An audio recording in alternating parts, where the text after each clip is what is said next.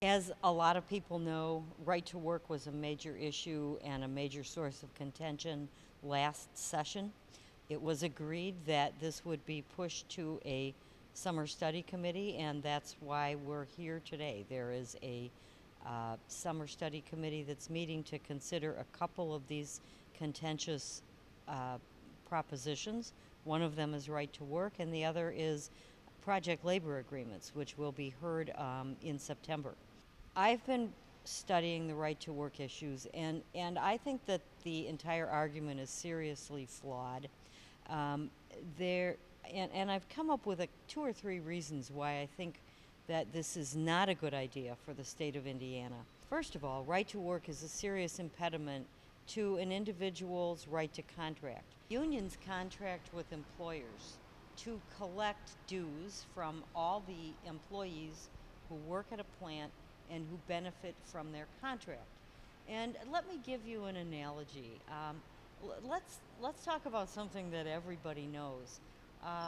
Let's say we have a condominium, and the gardeners come, they take care of the property, they mow the grass, they do the landscaping, and they clean the pool.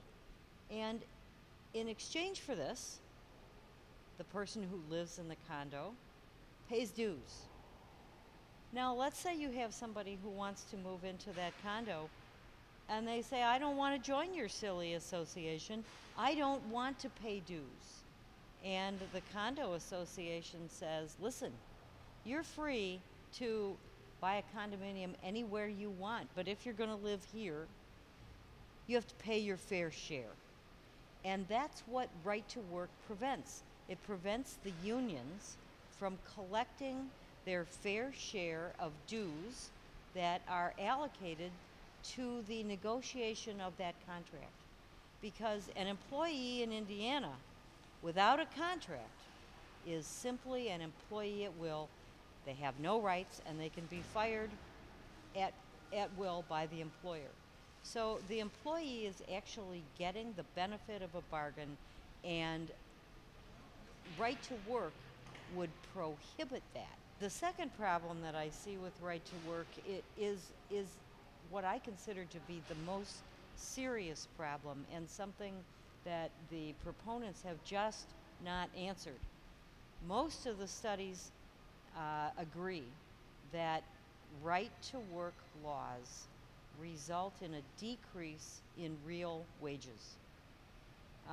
Several studies have tried to come up with a number on that, and the numbers vary, but the most conservative estimate is approximately $1,500 per person per year for all employees, all full-time employees in the state.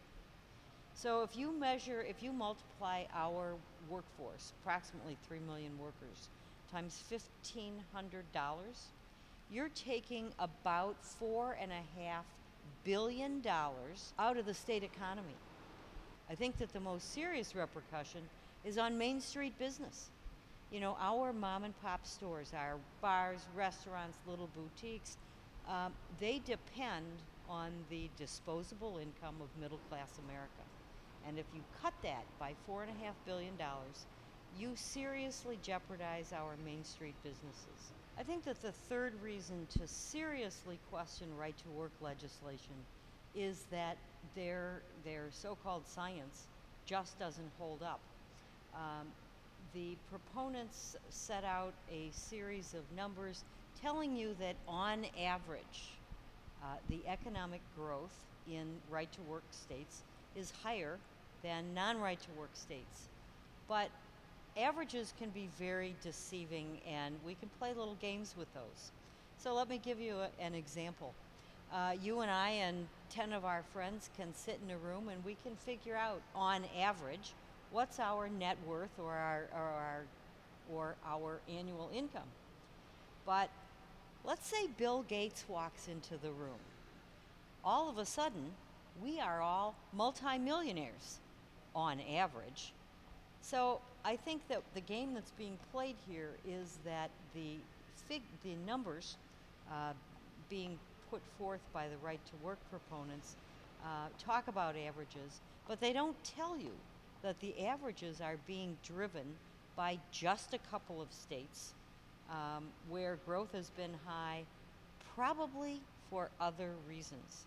And if you lay out all of the states and give a chart with all of the states, you'll find that the right to work states don't do any better than the non-right to work states. And in fact, in my neighborhood, in Portage, we just had an announcement of a new manufacturing firm called Fronius. They're from Austria. They chose Northwest Indiana location not based on anything having to do with right to work, but based on our trained workforce and our location close to major airports and close to transportation. There were also tax incentives given, and these are the kind of things that really are important in a business's determination as to where to locate.